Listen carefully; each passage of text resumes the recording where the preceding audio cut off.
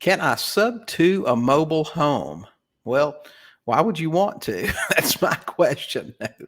No, I joke a lot. I have students that do great deals with mobile homes, with modular homes, and make a ton of money. It's a joke among my coaching students how I talk bad about mobile homes all the time, but I know there's a lot of money to be made with those. Now, can you sub to a mobile home? Well, if it's a true mobile home, it's personal property. It's not real property. But here's the thing: anything in the world that's got a payment attached to it, you can sub to it. You can take over payments on cars. I know a lot of investors that do that.